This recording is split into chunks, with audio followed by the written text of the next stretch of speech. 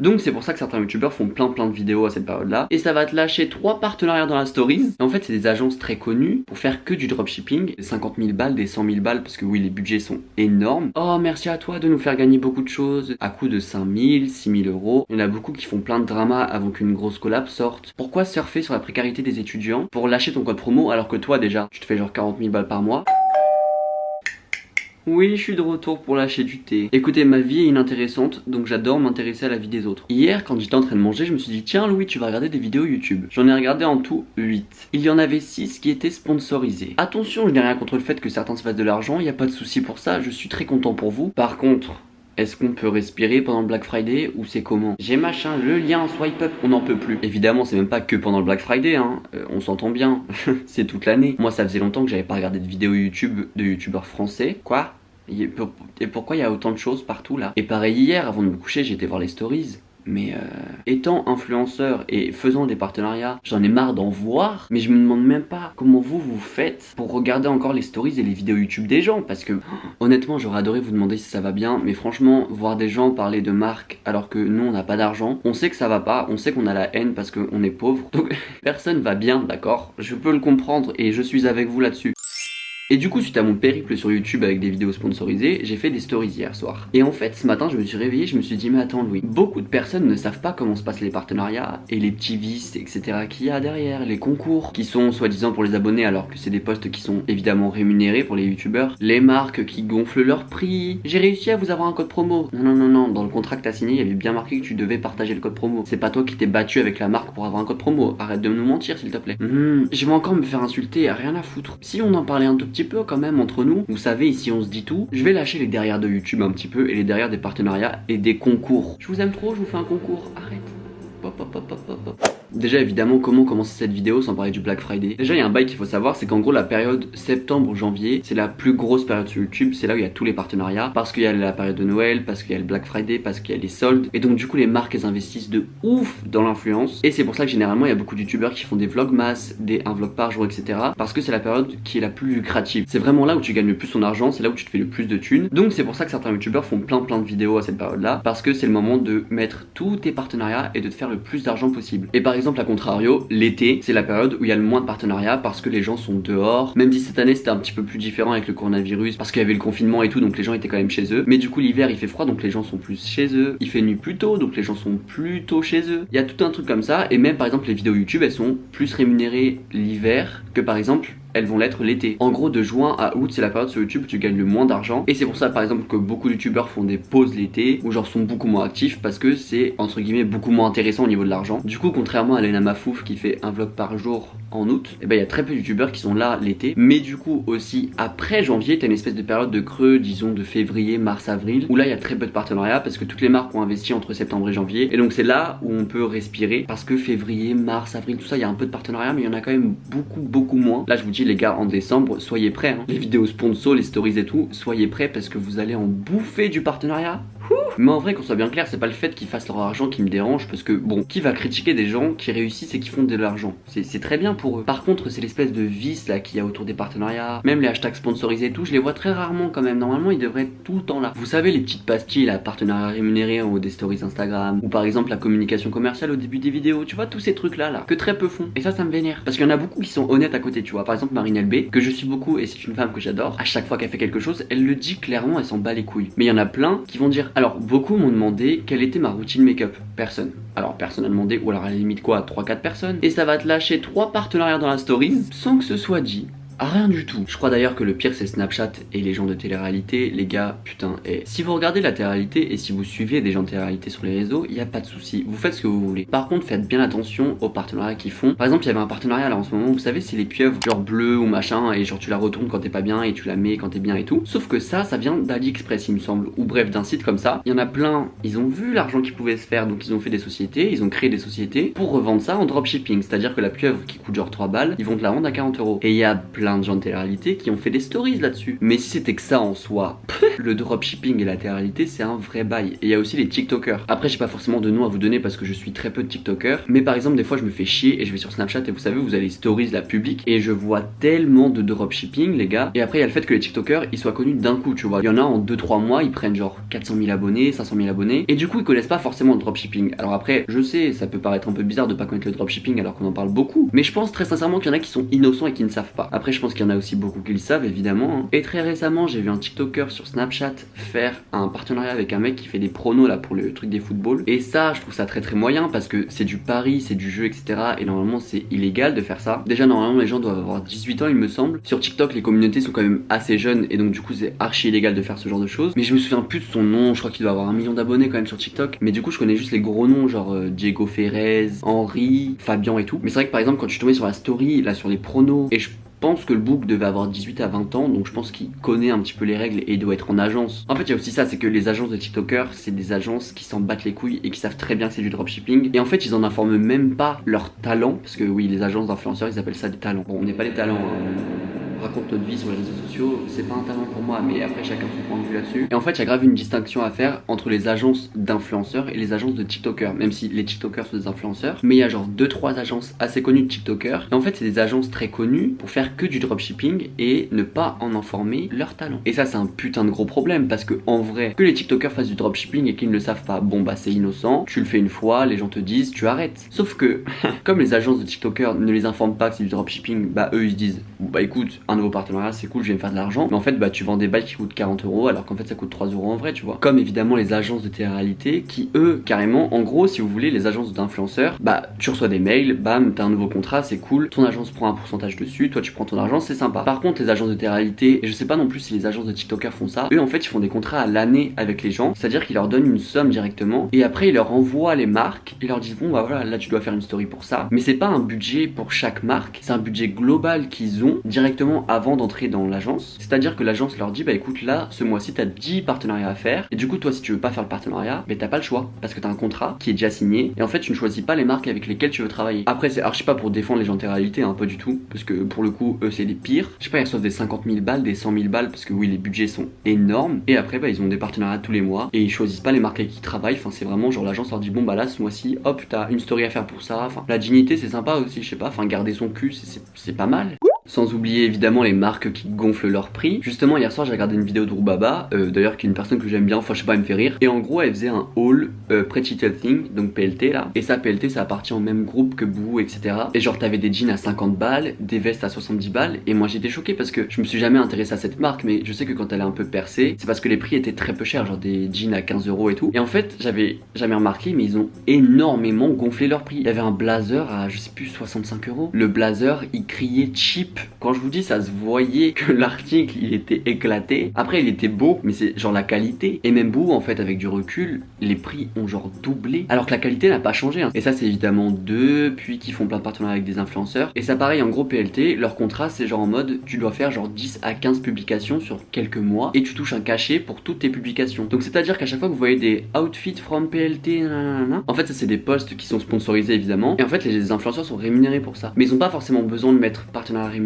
Comme c'est un contrat sur plusieurs mois et qu'en gros ils doivent faire quelques petits posts, au niveau de la législation ils n'ont pas forcément obligation de mettre partenariat rémunéré. Et ça c'est quelque chose qui se fait très peu, qu'une marque vient vers toi et te dise ok on a besoin que tu fasses genre 10-15 posts et on te paye pour tout et après toi tu fais les posts. Et il me semble que Lunge Underwear ils font la même chose, enfin en tout cas ils faisaient la même chose. C'est pour ça que pendant un moment vous voyez tout le temps toutes les influenceuses etc faire plein de posts. Genre il y en a qui ont fait genre 10 posts parce que c'était des contrats sur plusieurs mois. Et ça en soi le vice il vient pas des influenceurs mais c'est les marques directement qui sont très vicieuses ça race. Après évidemment dans cette vidéo je vais archi pas mentionner le fait que ce soit de la fast fashion, chacun son avis là-dessus. Moi comme vous le savez voilà j'essaie de changer ma consommation etc. Mais je suis archi pas là à faire la morale. Là on juge les partenariats. La fast fashion etc c'est un autre sujet très intéressant et très important. Mais c'est pas le sujet de la vidéo, c'est pour ça que j'en parle pas. Et puis pareil en parlant de Black Friday, je suis tombé sur un tweet hier parlant de Zara. Et en fait il y avait un jean et il y avait deux screens différents. En gros le jean avant le Black Friday, genre 3 semaines avant il était à 20 €. Et pendant le Black Friday, donc c'est à dire en ce moment même hein, là c'est la pleine période, il y avait marqué 40 € barré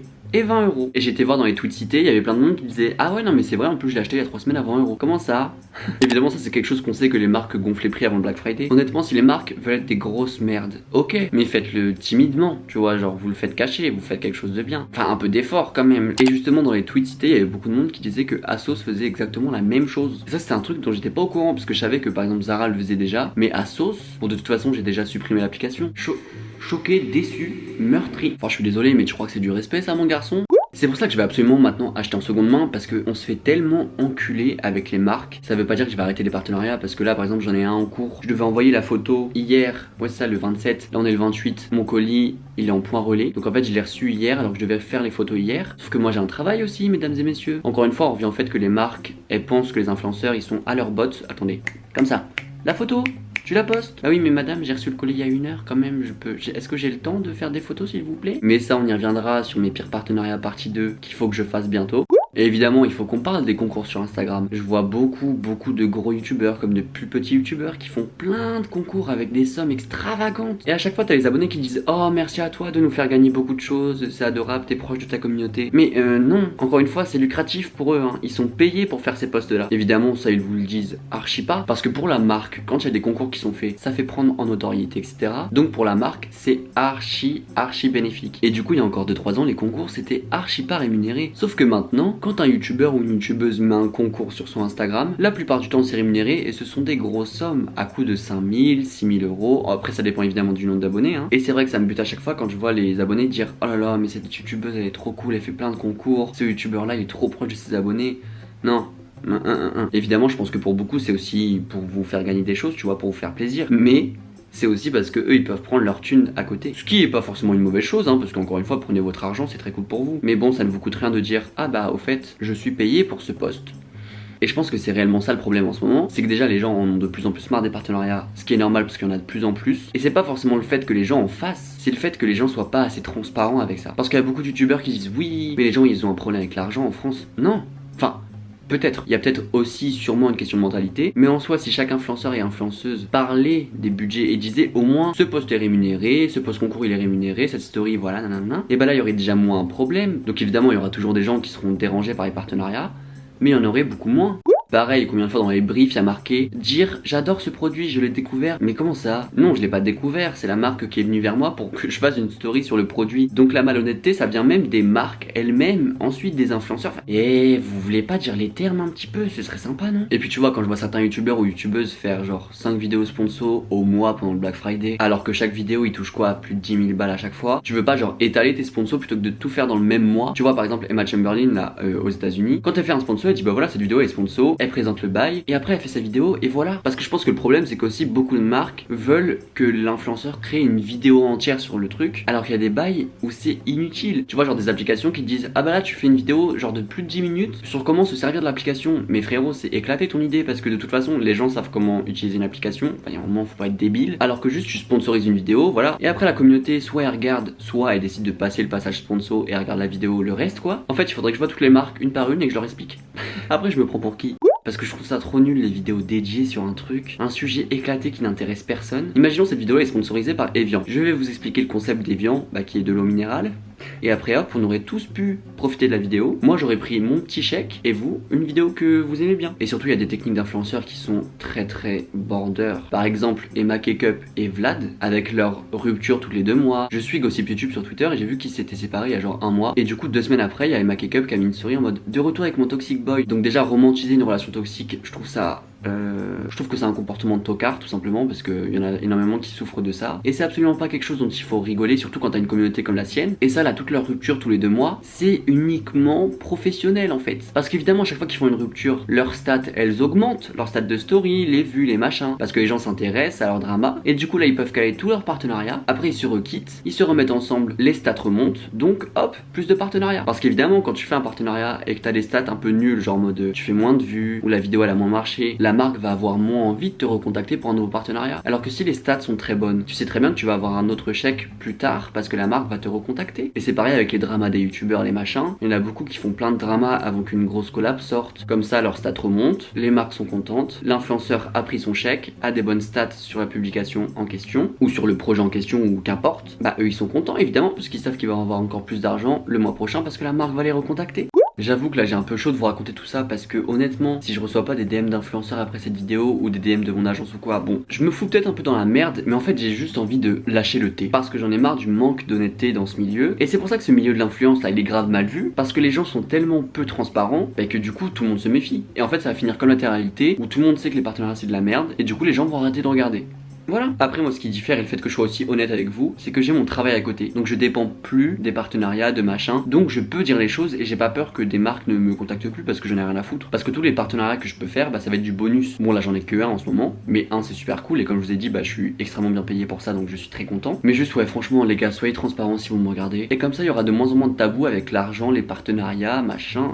Et vraiment pour clôturer cette vidéo, venez on parle un peu des fameuses phrases j'ai réussi à vous dégoter un code promo, ou alors les oh là là cette marque vous a tellement plu que on a décidé de vous refaire un autre truc, s'il vous plaît. Honnêtement, est-ce que vous pensez qu'on est dupe comme ça? Déjà s'il y a bien un truc que vous devez retenir, c'est que le fameux j'ai réussi à vous dégoter un code promo, c'est faux.